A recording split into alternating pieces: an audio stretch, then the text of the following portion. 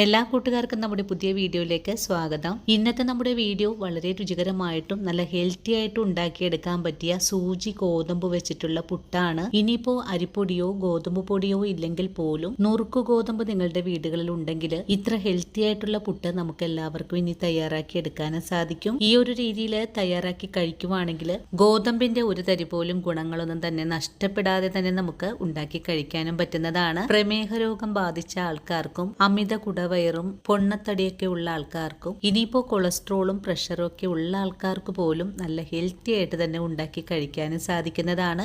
ഇതുവരെയും ഇതുപോലൊരു ഹെൽത്തി പുട്ട് നിങ്ങൾ തയ്യാറാക്കി കഴിച്ചിട്ടില്ലെങ്കിൽ തീർച്ചയായിട്ടും നമ്മുടെ ഈ ഒരു വീഡിയോ കണ്ടൊന്ന് തയ്യാറാക്കി നോക്കാൻ മറക്കല്ലേ. ഇനിയിപ്പോ വീഡിയോ കാണുമ്പോൾ നിങ്ങൾക്ക് ഇഷ്ടപ്പെടുവാണെങ്കിൽ നിങ്ങളുടെ വിലയേറിയ ലൈക്കുകൾ കൂടി തരാനും ചേച്ചിയെ സപ്പോർട്ട് ചെയ്യാനും മറക്കല്ലേ കൂട്ടുകാരെ. അപ്പോൾ നമുക്കുടൻ തന്നെ നമ്മുടെ വീഡിയോ കാണാൻ പോകാം.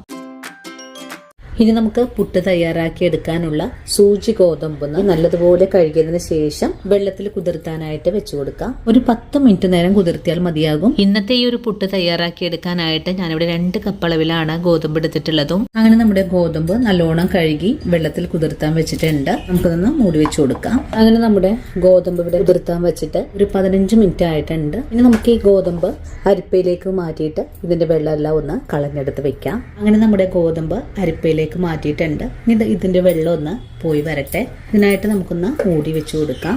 അങ്ങനെ നമ്മുടെ ഗോതമ്പ് ഇവിടെ വെള്ളം വാലാൻ വെച്ചിട്ട് ഒരു അരമണിക്കൂറൊക്കെ കഴിഞ്ഞിട്ടുണ്ട് കേട്ടോ. നമുക്ക് ഈ ഗോതമ്പ് ഒന്ന് വറുത്തെടുക്കണം. ഗോതമ്പ് വറുത്തെടുക്കാനുള്ള ഒരു പാൻ അടുപ്പിലേക്ക് വെച്ച് കൊടുത്തിട്ടുണ്ട്. പാനിപ്പോ നല്ല പോലെ തന്നെ ചൂടായും വന്നിട്ടുണ്ട്. കുതിർത്തി എടുത്തിട്ടുള്ള ഗോതമ്പ് പാനിലേക്ക് ഇട്ട് കൊടുക്കാം. ഗോതമ്പിലെ ആ വെള്ളമെല്ലാം വറ്റി ചെറുതായിട്ടൊക്കെ ഒന്ന് പൊട്ടി വരും. അതുവരെയാണ് നമുക്ക് ഗോതമ്പ് വറുത്തെടുക്കേണ്ടത്.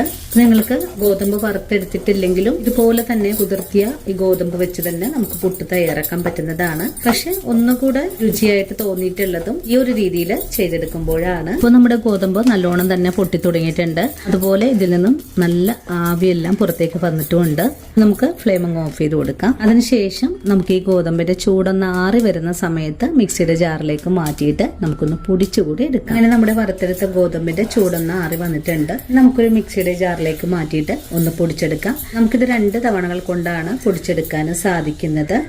കുറേശ്ശെ ഞാനൊരു മിക്സിയുടെ ജാറിലേക്ക് മാറ്റിയിട്ടുണ്ട്. ആദ്യ തവണ ഞാനിവിടെ ഗോതമ്പ് പൊടിച്ചെടുത്തിട്ടുണ്ട്. അരി പൊടിച്ചെടുക്കുന്ന രീതിയിലേക്ക് പൊടിച്ചെടുക്കാൻ സാധ്യമല്ല.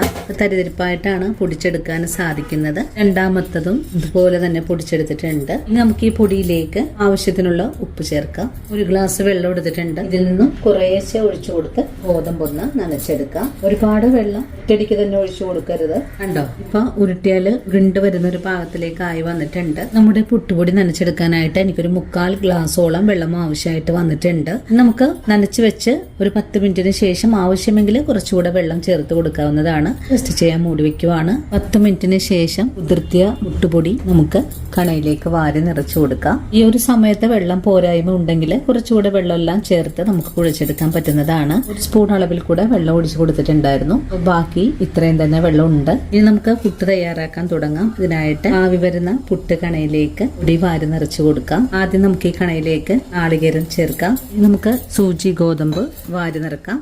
നാളികേരം കൂടെ ചേർക്കാം. നിങ്ങൾക്ക് വേണമെങ്കിൽ നാളികേരവും കൂടി ഇതിലേക്ക് ചേർത്തൊന്ന് കുഴച്ചെടുത്തും പുട്ട് തയ്യാറാക്കാൻ പറ്റുന്നതാണ്. ഞാനിപ്പോ 2 രീതിയിലും പുട്ട് തയ്യാറാക്കി എടുക്കുന്ന. ആദ്യ പുട്ട് കണയിലേക്ക് നിറച്ചു കഴിഞ്ഞാൽ പിന്നെ നമുക്കിതൊന്ന് വേവിച്ചു കൂടി എടുക്കണം. നല്ലോണം ആവി വന്നു കഴിഞ്ഞാൽ പിന്നെ നമുക്ക് ചെറിയ തീയിലേക്ക് ഫ്ലെയിം മാറ്റിയതിന് ശേഷം ഒന്ന് മൂടി വെച്ചുകൂടെ കൊടുക്കാം. ചെറിയ തീയിലിരുന്ന് 1 മിനിറ്റ് നേരം പുട്ട് വെന്ത് കഴിഞ്ഞാൽ പിന്നെ ഒരു സെർവിംഗ് പ്ലേറ്റിലേക്കാണ് നമുക്ക് കുത്തിയെടുക്കേണ്ടത്. അങ്ങനെ വളരെ പെർഫെക്റ്റ് ആയിട്ട് തന്നെ ആദ്യ പുട്ട് ഞാനിവിടെ കുത്തിയെടുത്തിട്ടുണ്ട്. ഇനിയിപ്പോ ഇതുപോലെ തന്നെ അടുത്ത പുട്ട് നമുക്ക് വേവിച്ചെടുക്കാം. ഇനിയിപ്പോ രണ്ടാമതുണ്ടാക്കിയ പുട്ട് ഞാൻ നാളികേരം കുഴച്ചാണ് തയ്യാറാക്കി എടുത്തിട്ടുള്ളതും. ഇപ്പോൾ നമ്മുടെ വീടുകളിൽ അരിപ്പൊടിയോ ഗോതമ്പ് പൊടിയോ ഇല്ലെങ്കിൽ പോലും വളരെ എളുപ്പത്തിലും രുചികരമായിട്ടും നുറുക്കു ഗോതമ്പ് ഉണ്ടെങ്കിൽ ഈ ഒരു രീതിയിൽ തന്നെ പുട്ട് തയ്യാറാക്കി എടുക്കാൻ സാധിക്കുന്നതാണ്. നമ്മുടെ ഈ ഒരു പേജിലൂടെ ഞാൻ പലതരത്തിലുള്ള പുട്ടു റെസിപ്പീസ് നിങ്ങൾക്ക് വേണ്ടിയിട്ട് കാണിച്ചു തന്നിട്ടുണ്ട്. ഈ ഒരു വീഡിയോയും കണ്ടിട്ട് എല്ലാവരും വീടുകളിൽ തയ്യാറാക്കി നോക്കണം. തയ്യാറാക്കി നോക്കൂ. പുട്ടിന്റെ സ്വാദ് നിങ്ങൾക്ക് ഇഷ്ടപ്പെടുവാണെങ്കിൽ നമ്മുടെ പേജ് ഫോളോ ചെയ്യാൻ മറക്കരുത്. അപ്പോൾ ഇനി നല്ലൊരു വീഡിയോ ആയിട്ട് നാളെ കാണാം. അതുവരെ ഒത്തിരി സ്നേഹത്തോടെ വീണ്ടും കാത്തിരിക്കുക.